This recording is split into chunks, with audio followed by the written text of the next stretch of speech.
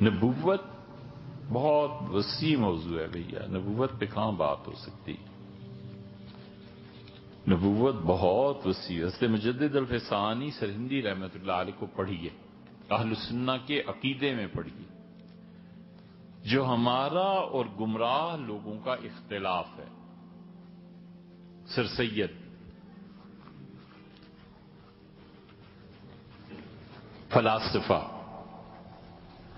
فلاسفہ کا یہ عقیدہ ہے، یہ ابن سبعین اور یہ لوگ، کہ فلسفی نبی سے زیادہ دقت نظر رکھتا ہے. فلاسفہ یہ کہتے ہیں کہ نبوت کسبی ہے. فلاسفہ یہ کہتے ہیں کہ نبوت محنت سے حاصل ہو سکتی ہے.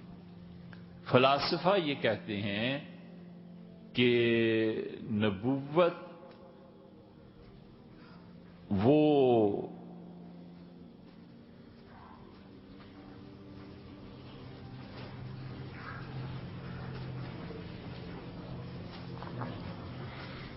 فلسفے سے کم چیز ہے. یہ سب باتیں گمراہی پہ مشتمل ہے. نہ ہمارا عقیدہ ہے اور نہ ہم اس کو مانتے ہیں اہل السنہ. ہمارے نزدیک باقاعدہ یہ سر سید یہی تو لکھتے رہے. اس کو جو لوگ پڑھتے تھے تو وہ کہاں جاتے؟ ہم تو پڑھتے نہیں نا. اس وقت مسلمان پڑھے لکھے ہوتے تھے تو وہ کہاں جاتے؟ مر جاتے، ڈوب مرتے. ان بےہودگیوں کے خلاف کچھ نہ کہتے، سر سید کو کچھ بھی نہ کہتے. سر سید نے ابو علی سینا کے کلام کو بڑا ٹھوک بجا کے نقل کیا. آپ جا کے پڑھیے.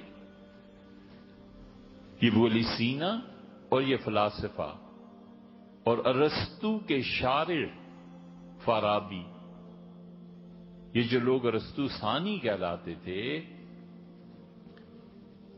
یہ کیا کہتے تھے؟ مثلا تین چیزیں آپ کے سامنے رکھتے ہیں اور تینوں میں اہل سنہ کا مسلک بھی آپ سے عرض کرتے ہیں. ان کے نزدیک نبی جو ہوتا ہے اس کی عقل اتنی زیادہ تیز ہوتی ہے، اتنی زبردست ہوتی ہے کہ عام لوگوں کے مقابلے میں وہ ایک قوت رکھتا ہے عقل کے امتیاز میں، اور قوت قدسیہ وہ کہلاتی ہے.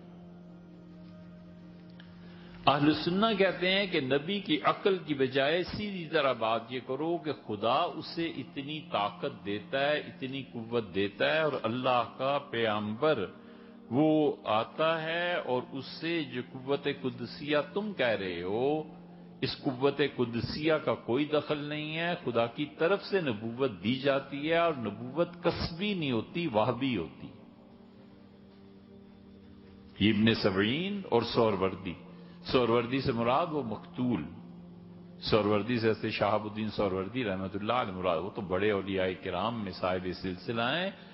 یہ کہتے تھے کہ قوت قدسیہ، تو سر سید، ابن سینا، ابن سبعین اور یہ سہروردی، یہ سب ایک ہی لڑی میں پروئے ہوئے.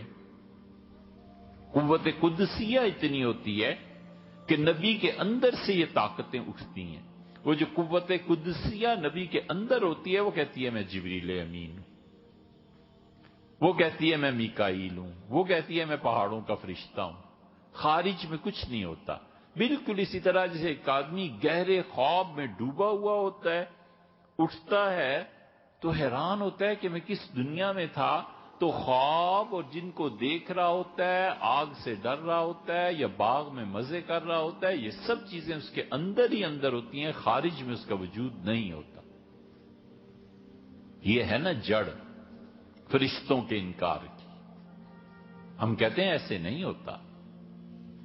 خارج میں ایک فرشتہ ہوتا ہے، جنت ہوتی ہے، جہنم ہوتی ہے. نبی اس کو دیکھ کے پیچھے ہٹتا ہے، نبی اس کو دیکھ کے جنت کو آگے بڑھتا ہے علیہ الصلوۃ والتسلیم. یہ سب چیزیں ان کا وجود پایا جاتا ہے. وہ کہتا ہے کوئی جبریل امین نہیں. جب یہ چیزیں سر سید کی لوگوں نے پڑھی تو لوگوں نے کچھ نہیں کہنا تھا. دوسری چیز جس کو وہ کہتے ہیں کہ نبی کی اس قوت قدسیہ کے بعد دوسری چیز جو اس میں پائی جاتی ہے، اس کے اندر سے آوازیں بھی آتی ہیں. نبی اپنی آواز کو خود سنتا ہے. جیسے خواب میں ہم کسی کی آواز کو سنتے ہیں، نبی اپنی قوت قدسیہ کی آواز کو سنتا ہے اور خود اسے وحی قرار دیتا ہے، جبکہ باہر کوئی وحی نہیں آتی۔ یہ قرآن کہاں گیا؟ سیدھی سادی سی بات ہے۔ ایک آدمی کہتا ہے حضور اقدس صلی اللہ علیہ وسلم کی قوتیں اتنی شدید تھیں کہ اندر ہی اندر سے وہ اٹھتی تھیں اور آپ پر غلبہ تاری ہوتا تھا، اور اپنے اندر کی آواز کو خدا کی وحی قرار دیتے تھے۔ جبریل امین کا آنا اور اللہ کا وحی کرنا، اللہ کا وحی یہی تھا کہ رسول اللہ صلی اللہ علیہ وسلم کے اندر سے یہ چیزیں بیدار ہو رہی ہیں۔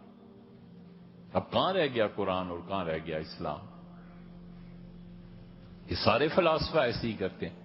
وہ کہتے ہیں جو صوت، جو آواز مصنوع ہوتی ہے وہ اندر سے اٹھنے والی طاقتیں، اور تیسرا وہ کہتے تھے، دوسرا وہ کہتے تھے کہ اندر ہی اندر وہ اپنے میں جو نورانی صورتیں دیکھتا ہے نا، یہی جبریل امین ہے اور یہی فرشتے ہیں۔ سبحان اللہ۔ پھر نبوت کس چیز کا نام ہے؟ بھئی ایک آدمی اٹھ کے آج بھی دعویٰ کرتا ہے کہ مجھے خواب میں یہ ہوتا ہے، یا میرے اندر اتنی قوت ہے، وہ قوت مجھے یہ بتاتی ہے، میں نورانی صورتیں دیکھتا ہوں۔ اسی لیے یہ ابن سبعین اور سہروردی انہوں نے کوشش کی کہ نبوت تک پہنچے اور ہمیں نبی مانا جائے۔ اور تیسری چیز ان بدبختوں کے ہاں ولیعذ باللہ، ایک صوت، آواز، ایک نورانی، تیسری چیز یہ کہتے تھے کہ انہیں مادے میں تصرف کا حق حاصل ہوتا ہے، کہ مادے میں تصرف کر سکتے ہیں۔ مادے میں جب تصرف کرتے ہیں اپنی قوت سے، جو اندر کی قوت ہوتی ہے، تو پھر ان کی انگلیوں سے پانی جاری ہو جاتا ہے۔ معجزہ کس بات کا نام ہے؟ وہ تو اس کے اندر کی طاقت ہے۔ اندر کی طاقت ہے۔ کسی آدمی کو پہاڑ تک نظر آتا ہے، کسی آدمی کو روڈ تک نظر آتا ہے، تو اپنی اپنی قوت ہے۔ تو نبی کی یہ جو قوتیں ہوتی ہیں جب وہ استعمال کرتا ہے تو یہی معجزہ ہے۔ نبی، تم کہتے ہو کہ چاند 2 ٹکڑے ہو گیا، تو کدھر سے 2 ٹکڑے ہو گیا؟ وہ تو نبی کی قوت تھی کہ اس نے لوگوں کی آنکھوں پر قابو پا لیا، اور اس کے بعد لوگوں نے دیکھا تو چاند 2 ٹکڑے ہو گیا۔ اسی لیے شیخ الاسلام ابن تیمیہ رحمۃ اللہ علیہ نے غضب کی چیزیں لکھی ہیں، کمال کی۔ ہمیشہ اس کا حل اہل السنہ جو کہتے ہیں کمال کی بات، ان کا غیر معلوم اور چیز ہے، اور غیر معقول اور چیز ہے، اور غیر مدرک اور چیز ہے۔ ایک چیز ہے جو عقل میں آئے نہ آدمی کے، اس کا مطلب ہے عقل وہاں تک نہیں پہنچ سکتی، اور ایک چیز ہے جو انسان کی عقل سے محال ہو، یہ ہو نہیں سکتا۔ ایک غیر معقول چیز ہے، بچے کو نہیں سمجھ آتی کہ نیوٹن کی تھیوری کیا تھی، لیکن وہی تھیوری اگر بڑے کو سمجھائی جائے تو سمجھ جاتا ہے۔ تو یہ تو نہیں کہہ سکتے کہ وہ جو کلیہ ہے، فارمولا جو نیوٹن یا آئنسٹائن نے دیا ہے وہ عقل کے خلاف ہے۔ وہ عقل کے خلاف نہیں، یار تمہاری عقل اس قابل نہیں ہے۔ تو فلاسفہ جو ہیں یہ اس طرح کی حرکتیں کرتے ہیں، اسی وجہ سے ہم ان کو گمراہ بھی کہتے ہیں، ہم ان کے نظریات کا رد بھی کرتے ہیں۔